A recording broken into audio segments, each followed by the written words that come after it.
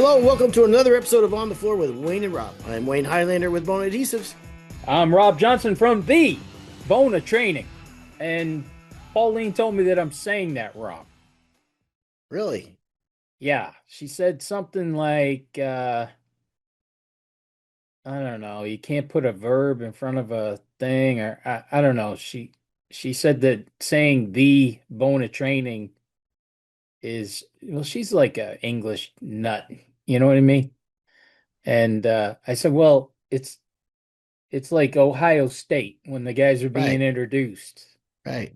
I said, it's I'm not looking for a vocabulary lesson. I was just kind of, Mm-hmm, and where D is such a big Ohio State fan, they were the first ones I heard say that. So, mm-hmm. and I said, well, D really likes when I say it. So, he's kind of signing the check. So I'm going to go with D, and I'm going to keep Well, saying it that way. I was going to say, do the checks clear? The And checks, exactly. The checks are all right, clearing. So, all right. Well, Rob, well, you and I were talking earlier, and then I mentioned one time early in my career that I was told this or learned this somewhere. The 1-10-100 rule. It's related one, to, 10, yeah, yeah, 100. I yeah, just wrote that down. yep.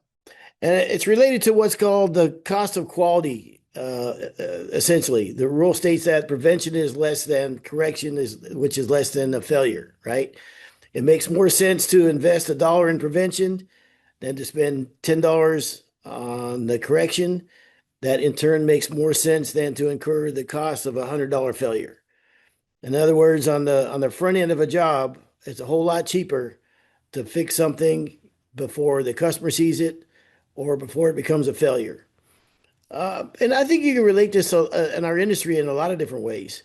To me, I mean, obviously adhesives is my world right now, and to me, it fits right in. With using a cheaper brands or whatever that doesn't have the moisture protection and whatever that costs at the counter very, very little, but can sometimes cost very, very much at the end of the job.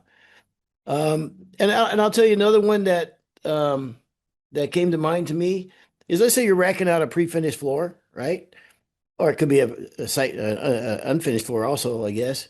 But and and it's a more of a select and better grade or whatever, and then you come across a board that just doesn't fit. It's dark, right? And it's in a bad sport, and leaving it in there versus you know, taking it out right away and culling it versus after the floor is installed, you'll realize, you know what, we got to take that board out. Now what the hassle is that you got to, take that board out, fit another board, all the stuff that goes along with it.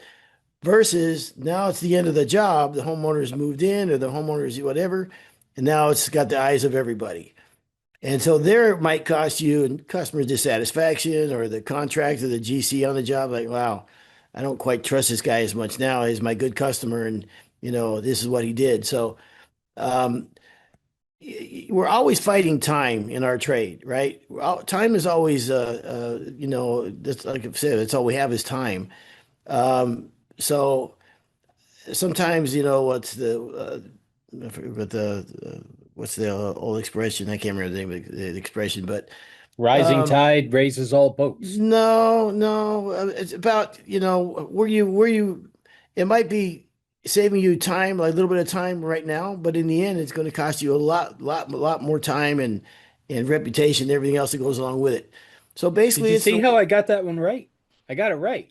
no, I didn't even pay attention to it again. You weren't even paying attention. No, because it didn't fit my Rising scenario. tide. The rising tide raises all boats. Yeah, there you go. You Yeah, know, for seven, yep, it took us 7 years to figure out how yeah. to say that one right. And you did it at a time when it absolutely made no It had sense. absolutely nothing to do No, with what you were saying. no bearing on the conversation whatsoever. Not whatsoever. Um, But you said the old saying. yeah, That you said yeah. the old saying, and I was like, oh yeah, that old saying. Hmm. So I guess that's when I have to say it is when it absolutely means nothing. Yeah. Good job. Then it just flows right out. There was no So pressure on you. no, exactly. I can't remember the last time I felt pressure. Well, so this also kind of relates to you This in a is a way. gift. It's a gift, Pauline says that I have. Yep, it is a gift. No pressure Yep. ever. Hmm. All right. Um, I'm really eh, throwing you off today, aren't I? well, yeah, kind of. Yeah. Yeah. Yeah. But it also reminds me of training, of the cost of training, versus not training. And what accumulatively that can cost over time and over a year's time, a month's time, and what have you. I think it makes a lot of sense in that regard too. Let's take that for instance. Chroma. Let's talk about Chroma, Hmm. the new the Bona water-based coloration system. Now we've done all sorts of trainings for this. We're doing trainings in all of our training classes with it. We've gone out. I mean, we've tried to give everybody a good opportunity to take a look at this because we know sooner or later you're going to get a call about this stuff. People are going to want this. Yeah, I feel the customers are going to be asking for this because of low VOCs or, if you're working in the high-rise condos, things like that, where you can't have any smell. Or spontaneous combustion. Or there's always that little guy. Yeah, exactly. Oh, that little ditty. But like you said, do you want to get that call and then scramble around to try to figure it out? Or would you have at least, taken the opportunity maybe when you were a little slower? Maybe when you had the opportunity to stop in to one of the distributors where we had this training and stuff, or just reach out to us now before it happens so we can set you up with this stuff and set you up with training before you get the call. Because what happens if you do get that call? Hey, we really want you to use this. And now you're trying to scramble around to figure out, can I get a Bona guy here? Can we get the Bona out? Or can I get there at training? Where if you had just taken a little time, maybe when you were slower, like we are this time of year, and get that training in now.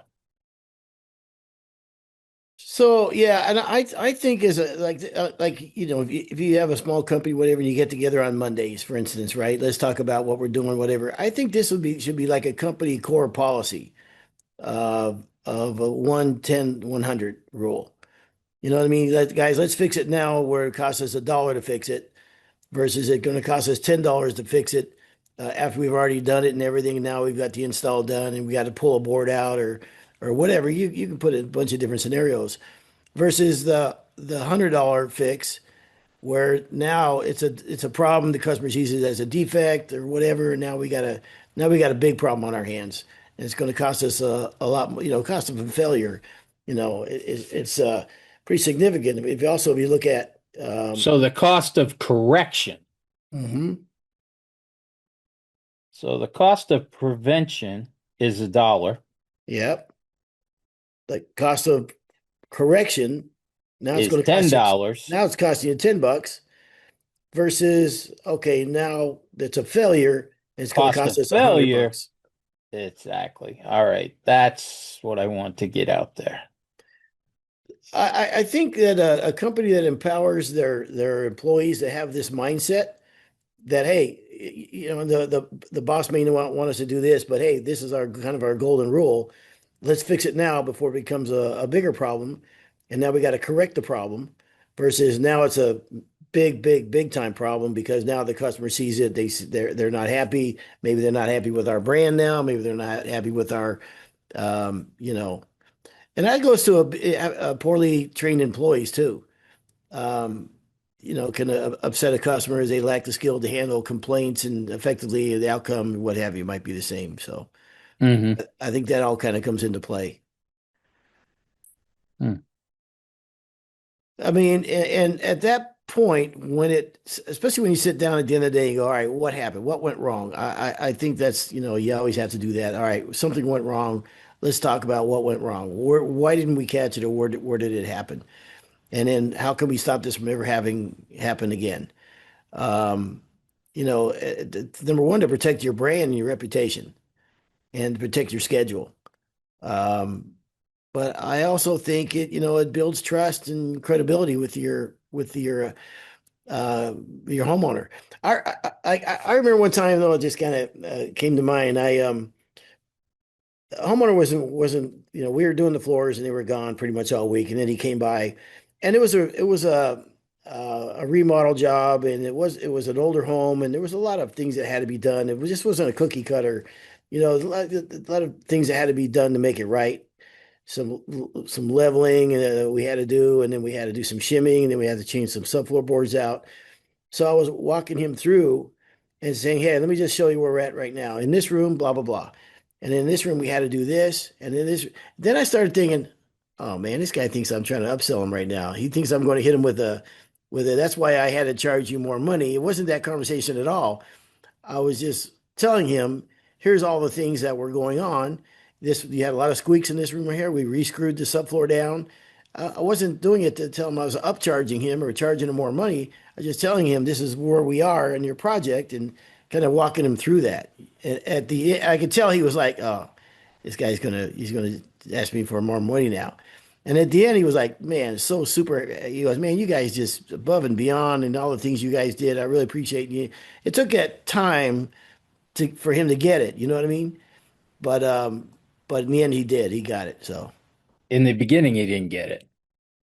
no, because I think he thought I was, but Yeah, you that's were going for the big sale, yeah, right? and that's one thing. That's one challenge that flooring contractors have, is that we're often one of the last trades on the job. So before they got to us, they've had the tile guys, they've had painters, they've had to deal with the, drywall guys, they've had to do with all the framers, everything else, electrician, everything, and everybody's hit them with upcharges or change orders and all these different things. So now they've been educated. Now by the time they get to us, they're like, all right, well, I'm loaded for bear now. I know the Yeah, game now. You know what I mean?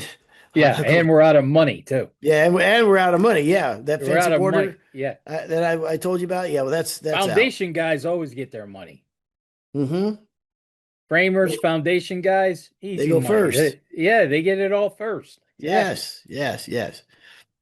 Um, I don't think we do enough with prevention though. And I just think as soon as you sent me this, it reminded me of a story or something that happened to Pete and I. We changed out a cord one time and we went with a new receptacle and it was a little bit smaller. So when I put it together, the cords were hanging out. You know what I mean? You, mhm. you know what I'm Yeah, saying? oh yeah, yeah, yeah. Just the wires were, but the Hmm. casing wasn't long enough. So now Yeah. I got this right, and it worked. Hmm. And we're in a rut. How long would that have taken me? Yeah, Seriously, yeah, I got all done, and I'm like, I got to get going. yeah. And I think that is every floor guy. We are so guilty of doing this sometime in our career. Of We're very busy. We're always under the time frame. People are Hmm. always want to get back into their house or their bowling alley or whatever. So we are just, every minute counts to us. And I I, never fixed that freaking cord. And I knew it was getting hot and I knew it was getting loose. yeah. Still, weeks go by. I do not fix that cord because it's working. It's working. Hmm. I will take care of it. And then one day she blows sky high, blows a big hole in the side of it. Hmm. Now, now I'm out of half a day. Yeah. Yep. We didn't have an extra cord. This was back, Yeah. when things were a little on the tight side. Okay. Hmm. Didn't really have an extra cord. It ended up costing me a half a day. And when I read that $1 versus $10, I'm like, yeah, how many things have I done? Just little things like that. Yeah. Try to make a piece of paper go 800 feet when at 500 feet, if I had changed it out, I would have saved a lot of time. Yeah. You know what I mean? Just keep Yeah. milking things and procrastinating and and I listen, there's nobody worse than procrastination at stuff like I was. Hmm. And I am, you know, what am I, 60? God knows what, 60 something, Hmm. 64. I'll be 64 this year.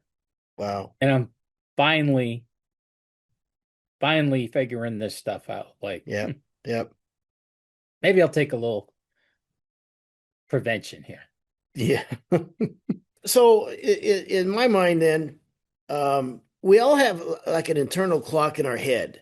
Like, I got to get this done. This should take me X amount of time. I always wonder what it would be like to work for the government. That you didn't have the time constraints were like, the job gets done when it gets done. However long it takes, that's how long it takes and whatever. As when you roll up to a job or whatever, you have an internal clock running. Okay, we got to get it stained by Thursday. So we got to do this. We got to get this done by so and so. We got to get this done. We need to be here. I got this other job that might come up, so we got to get this done. There's always the clock, the clock, the clock, the clock, the clock. And I think that sometimes that drives some of our decisions and what have you.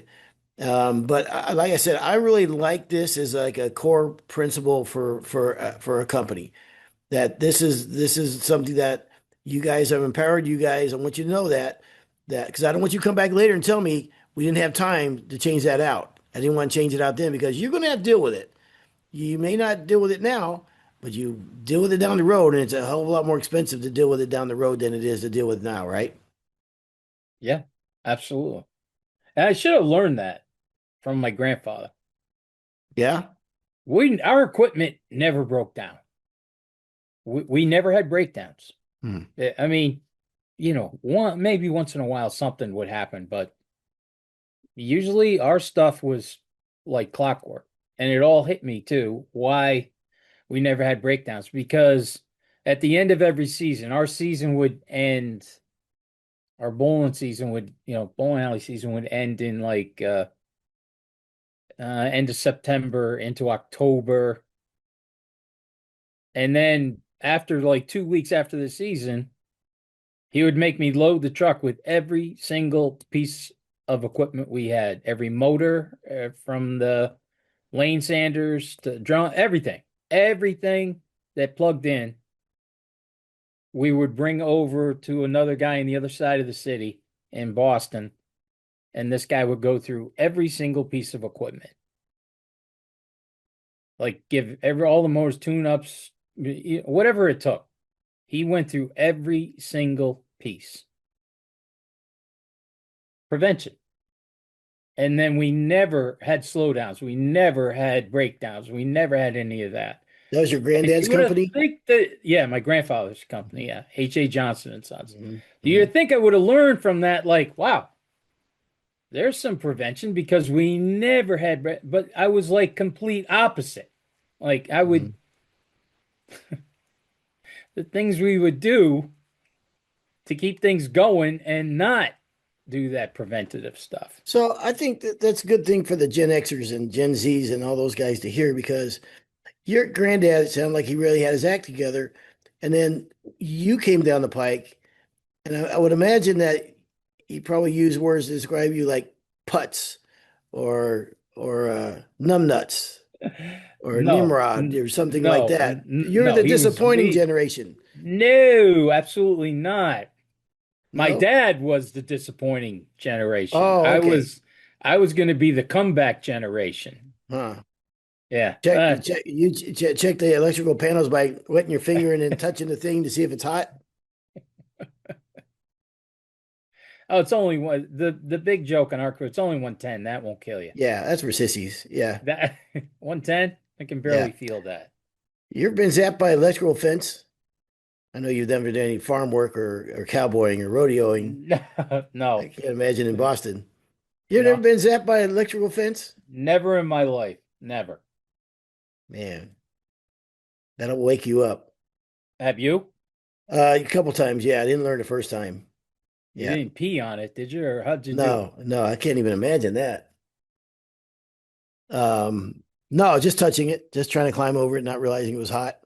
Yep. How bad are they? They're bad enough to get your attention. You know what I mean? But I mean, it's not comfortable, but it's not like a 220.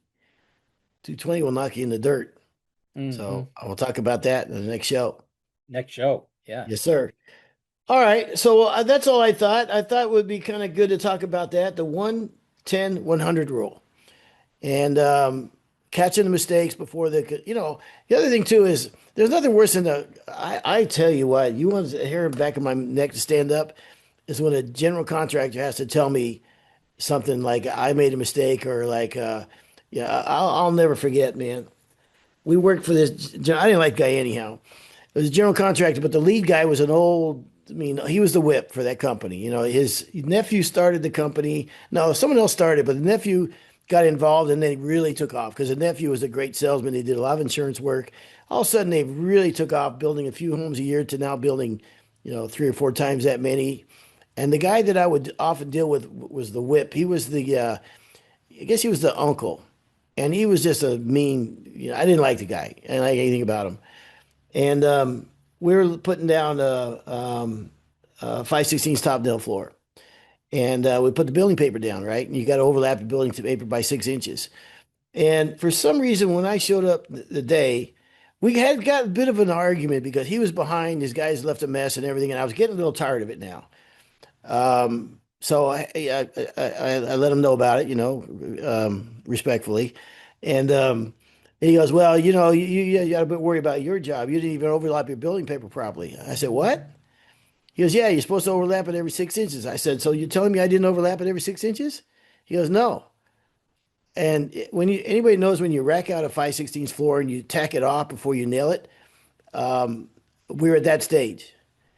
So I told the guys, I said, pull the floor out. And they look at me like I'm crazy because now it's a pain in the butt. You got to do it all over again. But you're going to accuse me of not overlapping the building paper? Are you kidding me? On such a bonehead mistake on something like that? I said, pull it all out.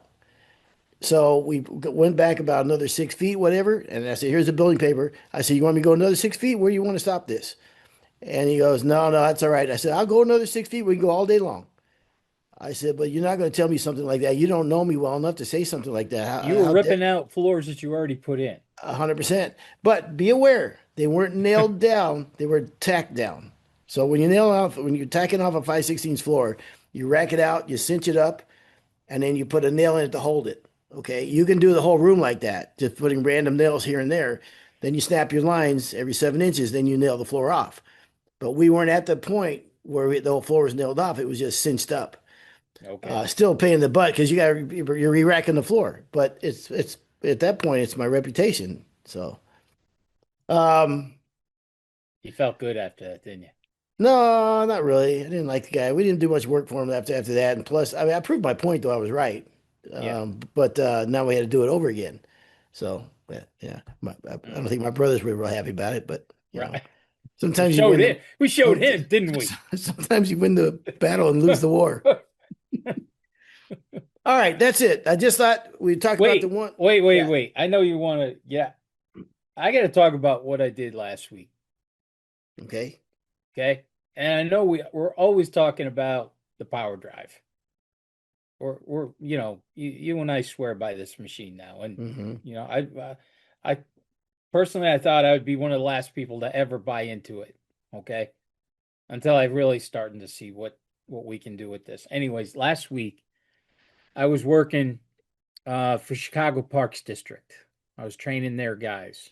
Okay. Now, Chicago Parks District has 175 gyms. Wow. No kidding. 175 gyms. Wow. That's Think about that. insane. That's You that's think about just it. that's I'm just the sorry. Parks District. That's not Wow. schools. No kidding. Yeah, yeah. Wow. That's I amazing. mean, crazy. And these buildings are as old as the city itself. I mean, the building I Very, was working in, hundreds of years old, or it had to, wow. at least 100 years. It was, you know, unbelievable. Two gyms. I I haven't seen floors this bad in my life. Gyms, but not just one or two. It's like one after the other, after just completely. All they've been doing for 30 years is one or two coats of poly every year. Hmm. Think about that. Yeah. 20, 30. I mean, the guy at the building, he was like, I've been here for 41 years. He goes, we've never sanded him. No kidding. Yeah, but we coat him every year. Wow. I mean, so you can imagine. I get some pictures. We'll put them up, I think. Just how and so I'm sh showing these guys, they bought equipment and everything, but they don't want to run drum sanders because if they run drum sanders, they're in a different union. Hmm. And I'm like, Okay. so a, a power drive is a different union than a drum sand. Hmm. I'm not going to split, I can, I can, I can, I'm not going to reinvent the wheel here. Okay. yeah, I hear you. If that's what they're telling me, that's what they're telling me. Yeah, I can kind of understand it with Right. unions. Yeah, yeah. Yeah. And they're like, we've tried the power drive and it just didn't work. And I was like, now I had them in the training center on day one, Hmm. showing them how to run the big machine and the power drive and the edger and all that stuff. And they're, well, yeah, everything's going to work great here, but it will never work at, Right. Bluckety Bluck, whatever park Yeah. they. So I said, well, I'm pretty sure it can. And now it's like, oh, really? You Yeah. think so? Hmm. So they said, well, why don't you want to come out to the job? I go, you want to go on a field trip? That's what you want this school to turn into? Yeah. Then we're all having fun. It was a great Yeah. training. Yeah. And they're like, yeah. I said, I have absolutely no problem doing a field trip tomorrow. Hmm. I said, my flight doesn't leave till 7 o'clock. I said, I will meet you people whatever time in the morning. Hmm. I go, you pick out the worst job you can think of, and Okay. we'll be there. Okay. Just have an electrician there so we get power. As long as we get power, we can do anything. Yeah. Wayne, I walk in and look at this floor and I'm like, oh, Hmm. Bit off more than you can chew. oh man, what do they say? You don't make Don't get your mouth. alligator don't that your alligator mouth to frog checks can't whatever. There's Yeah. something like Yeah. that. Yeah. Alligators, frogs, writing a check that your frog can't check, whatever. And I was looking at this going, oh man. And they said, yeah, most of the time when we do this floor, we just start off with a scraper and we're just scraping up as much as we can. Wow. So I'm still like, like, don't worry Hmm. about it. I got this Hmm. all day long. Don't worry about it. Put the two weights on, 36 green. And I said, just take our time here. Let's go. Hmm. I I couldn't wait to talk about it on the show. I was, No kidding. yeah. Oh Wow. yeah. Oh yeah. Wow. Unbelievable. No kidding. You have to show me pictures. Unfreaking believable. I Wow. mean, they were because the problem that they've been having is everybody keeps telling them to do the wrong thing and put the finish down, just make it shiny, and things are Yeah. getting worse and worse, and it's peeling and this, that, and the other. Just one disaster after another. And the guy says, I'm ready to quit the job. He goes, I know that they just keep telling me to do the wrong thing, and it's like not only can they not figure out how to do it, but people are telling them to do the wrong thing. What a crappy way to go to work every day. Yeah. I was thinking the same thing. You know what I Yeah. mean? Like at And the what end of the that what day, yeah. what have you accomplished except it's going to be a failure? And to these people's credit, they couldn't keep doing it. Yeah. I mean, They your had a little levels. integrity, Yeah. There's no and satisfaction doing that every day. Yeah. yes, exactly. So I popped off. I don't know. Did a pretty good section of the Hmm. floor just with the 36 and then jumped back with 50, kept both weights on, came back with 50. Man, oh man, Okay. With maple floors? maple. Wow. Well, the great part is they had so much poly on them that they were like ultra protected. Yeah. So this floor looks Wow. brand new, like we just laid this thing. No kidding. Yes. Wow. Oh yeah. Yeah. And they had their big boss come in, and their big boss is like, all right, so how many of these things we need to buy? Yeah. No kidding. Yeah. That is awesome. That's cool. Yeah. It was it was great. Yeah. But the best part was though is they were just so frustrated because they were getting absolutely no satisfaction at the end of the day. Yeah, you couldn't. They're working hard Yeah. and it's just absolutely terrible. Hmm. Absolutely terrible. And Yeah. they weren't familiar with, what kind of paper to use or what direction the machine goes and how to use the weights and, all that stuff. Hmm. Oh my gosh. But the That's a, whole time I'm playing it off like Joe Cool. yeah. I knew that. Yeah, yeah. Yeah. This is Yeah. this is nothing. But when I Child's play. first yeah, when I first looked at the floor, I go, "Oh, this is." Wow. So I gave you my story about not doing preventive maintenance on that cord. Do you have anything that you remember not doing a preventive thing? Yeah. Well, one that also comes to mind is debris in the finish. Like I would always want to, just say you got the first coat down, and we all been there before where the first coat doesn't look like exactly like you want it to look. Maybe you got a little debris in the finish here or there or whatever. I want to fix that before anybody sees it because I don't want to open the door that, okay, well, gosh, now there's debris in the finish. Is it going to be in the next coat? Is it going to look like that in the end? Rather than have all those questions and all these stuff, I'd rather abrade it myself right away and be done with it. And the other thing too, I say the same thing on a new install when you're trowel filling the floor because as you and especially at 5/16 and typically it's at the butt joints. But it could be any floor where, okay, you're installing the floor. Maybe it's not milled perfectly. You got little hairline cracks here or there may show up during the install, right? And it's natural, especially depending on what grade it is.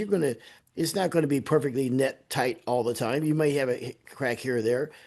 I'd rather trowel fill that now than have someone go, gosh, are these cracks going to show up down the road and what have you? And then again, if you don't deal with it at the end and then the floor is coated and now they want you to fill it, well now the filler won't take because you've got poly in there, you know what I mean? And sometimes the crack is not just it may be a hair of a crack, but it won't accept any filler. But if I would have trowel filled it at the beginning and so they don't see that, now it's not like, and I've had this before too. Okay, kids, let's help the floor man find the nail holes on a 5/16 job. You know what I mean? It's the most passive aggressive, mean thing you could possibly do. I'm smiling. Yeah. Oh, here's one. Here's one, Mr. Floorman. Okay, kid. But I think any of those things that you could fix before they have a chance to see, and not even fixing it really. It's you don't want to, like when you're making a cake. They don't see you making a cake. They see the end result, right? They see the cake. But they don't see everything that happens first. The same thing as doing a floor. You know what I mean? There's that's not done yet. There's things that have to be done and what have you, and they're spending a lot of money on the floor. And sometimes the consumers gets paranoid that, oh gosh, it's that debris I see in the finish is going to look like that in the end, and this, that, and the other. That's why things like nib files are great to have. They're handy to have for taking a hair out of the finish and stuff like that. So any of those things on the front side, again, culling wood out that you think may get, and if it's iffy, I'm pulling that board out, man. I'm too old. I don't want to. You figure 5% waste on most jobs, whatever. Yeah, that Pull the board out. conversation to have with the homeowner about the natural beauty of wood. No, no, no. That ugly board Hmm. is actually beautiful. That's the Yeah, natural beauty of the wood. No, yeah, she's ugly. I hate it. hmm And that's all I'm yeah, ever going to see in this floor. yeah. So, can you pull it out? right. And now, Yeah. God Now forbid, it's it's like, oh, and this one, and this one, and this one. Oh, yeah, easy, yeah. easy does it now. So let's say, okay, that's a great example you just brought up. So let's say the floor's stained now, okay, and now they don't like that board that you could have called at the beginning that you were iffy on, and now they see it now. Now there's a great exercise in chasing the grain that you don't need, right? And try to blend that in where it's fun at a school, but now you're on a real job, and guess what? That board doesn't have any grain, so now you get the fun of doing that. And now, oh gosh, I think I see it's a little bit lighter in that area. Okay, now the fun and games really begin. When as a company we could have said, hey, look, man, anytime it's on the board or whatever, you guys have my permission. Let's 110 100 rule. Fix it before anybody sees it, before it becomes a problem. Because when it's a problem, and then once they see it, and it gets very, very expensive. Not to mention, customer satisfaction is everything in this business. You get your heart broke because someone doesn't. That's the other thing, man. You know what would hurt me more than a Google review? I don't care about the Google. Of course, you do, but a disappointed customer is like a punch in the face. You know what I mean? That's like the most. I mean, that is the absolute. There's no money Well, that's worth. and you're gonna bump into them. Yeah, yeah. You're gonna bump into them someplace, Hmm. somewhere along little league game. Whatever. Yeah, Oh yeah, there's a guy who hates me. yeah, Oh, there's the guy who yeah. screwed up my floor. Look at Hmm. him over there smiling. Yeah, Yeah, yeah. It's not. yeah. That's a yeah. He can't. No, It no. all goes. It's all tied into charging what you're worth. Where you can take the time to do these things and just have that kind of company where you just don't have. We've all seen guys that, God bless them, man, it's a shoestring budget and they're, barely making from one job to the next, and the equipment is, whatever, and every job's a struggle, and you know what I mean, versus charging more and handling those things on the front end and what have you. So customer Oh always man, wins. I look back and that was the biggest mistake Peter and I made. Absolutely. The shoestring budget, just getting by, not charging enough money. Man, did we make so many mistakes with that. Mhm. Crazy. It's just not fun. You know what I mean? It's just not fun. It doesn't have to be that way. Um, Again, it's easy for me and Rob to talk because we don't do floors anymore, and we totally recognize that. Like I said, we're always quick to say we've made every mistake in the book, and that's why we're really not preaching. I got friends and brothers and cousins and family in this business, and we're all in it together. I mean, um, so anyhow, how's your hearing? How's my hearing? Yeah. Do Um, you get your it hearing checked? no, my hearing's all right. Okay, just curious. Why? I was just curious. I was just curious. Have you ever had your ears checked? Well, I don't understand why you're saying. Am I talking too loud No, or no, no. I'm just curious. That's all. do you have Um, hearing issues? yeah, my hearing's not great. Um, I don't think anybody who's in our business at at your age and my age, mhm, I think our hearing's yeah. not the greatest. Pauline says I Hmm. have selective hearing. I hear what I want. Yeah. Hmm. Okay. Anyhow, well, that's cool. So That's you're just a gonna leave it there, huh? How's your hearing? no, Pretty good. How's your yeah. sense of smell? That's not great anymore.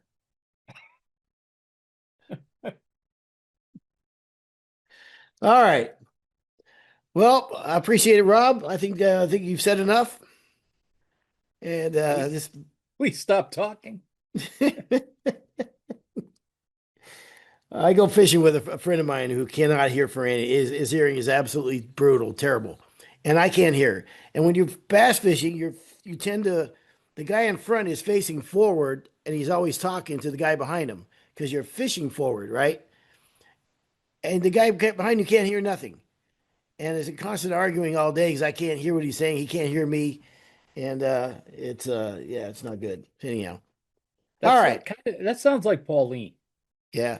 Well, I think your hearing is not great. Me, my personal hearing isn't great. Yes. And why do you say that? I just think it's that's the way it is. Not a big deal. So anyhow, okay. This has been another episode of On the Floor with Wayne and Rob. Please stay tuned for another episode.